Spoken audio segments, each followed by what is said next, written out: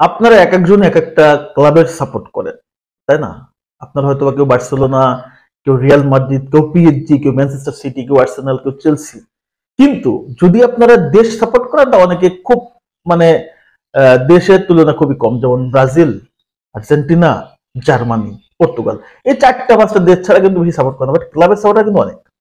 এবং প্রত্যেকটা ক্লাবে ভিন্ন ভিন্ন দেশের আসলে প্লেয়াররা থাকে। সো আসলে প্লেয়াররা এই যে মানে ভিন্ন ভিন্ন দেশে ভিন্ন ভিন্ন খেলোয়াড়রা ভিন্ন ভিন্ন ক্লাবে খেলে, আর এই ক্লাবগুলোই কিন্তু মানুষের নজরটা বেশি থাকে। কারণ আমরা দেখি যে বিশ্বকাপ তো অনেকদিন 4 বছর পর পর আসে, তাছাড়া তো খুব কম সংখ্যক আসলে প্রীতি ম্যাচ গুলো হয়, বিশ্বকাপ বাছাই পর্ব হয়।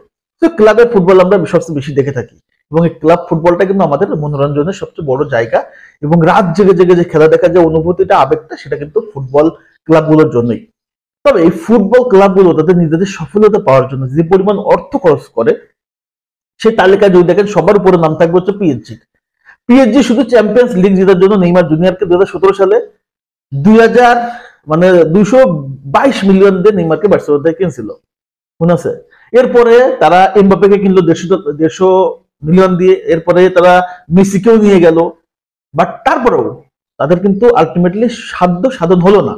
এরপরে বার্সেলোনা থেকে উসমান ডেম্বেলে নিল, রানমেল কুলুমনিকে নিল, এইবার দেখলাম নতুন করে আবার নিয়ে আসছে হচ্ছে আপনার কাভারাজ খেলিয়াকে নিয়ে আসছে।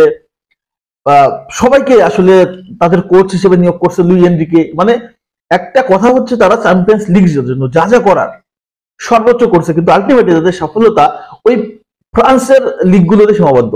চ্যাম্পিয়ন্স লিগ বা বৈশ্বিক টুর্নামেন্ট গুলোতে তারা আসলে কিছু করতে পারতেছে না।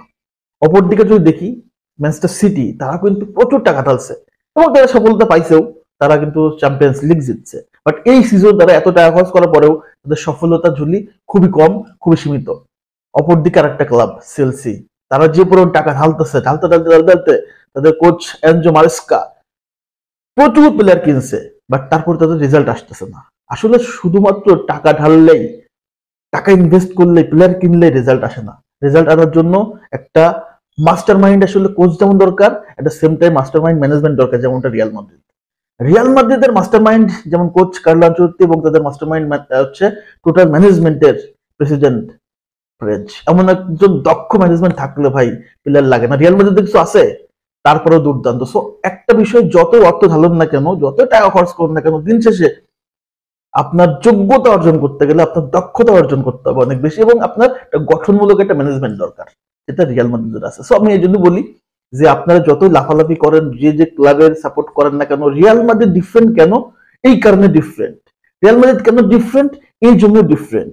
রিয়াল মাদ্রিদ সব সময় ডিফারেন্ট চিন্তা করে, তারা হুটহাট করে প্লেয়ার কিনে না, হুটহাট করে প্লেয়ার বেচেও না, বাট যেখানে ফোকাস করে সেটাই করে থাকে। এবং যার কারণে কার্লো আনচেলত্তির এত পাওয়ার, যার কারণে প্রেজের সারা বিশ্বব্যাপী এত জনপ্রিয়তা, এবং প্রেজ এই জন্য সবচেয়ে সেরা একটা ম্যানেজমেন্টের, একটা ক্লাবের প্রেসিডেন্ট।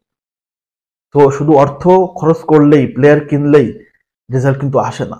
ম্যানেজমেন্টটা ঠিক করা জরুরি। তো আমি মনে করি আসলে প্রেসের কাছ থেকে অন্যান্য ক্লাবগুলো, বিশেষ করে পিএসজি, সিটি, চেলসি বা আদার যে ক্লাবগুলো পয়সা খরচ করতেছে, প্রেসের এই যে চারিত্রিক বৈশিষ্ট্য, ব্যবসায়িক বৈশিষ্ট্য, রিয়াল মাদ্রিদের এই যে সুদূর প্রসারী পরিকল্পনা, চিন্তা ভাবনার উপরে ভিত্তি করে, প্ল্যান করে অন্তত স্টাডি করা উচিত। তাহলে অন্তত অন্য ক্লাবগুলো এখান থেকে একটা সুষ্ঠু ধারণা পেয়ে যাবে যে কিভাবে আসলে ট্রফি জিততে হয়, কিভাবে ক্লাব ডমিনেট করতে হয়। সো প্রেস বুঝাই দিছে যে কিভাবে আসলে পয়সা কম খরচ করে বেশি মুনাফা করা যায়। এর নামে হচ্ছে রিয়াল মাদ্রিদ, এর নামে হচ্ছে পাপা প্রেস। তো আলোচনা এতটুকু। আপনাদের মন্তব্য কমেন্টস করবেন, এবং আপনারা কোন ক্লাবে সাপোর্ট করেন সেটা কিন্তু জায়গা দখল করবেন না। সবাই ধন্যবাদ। আল্লাহ হাফেজ।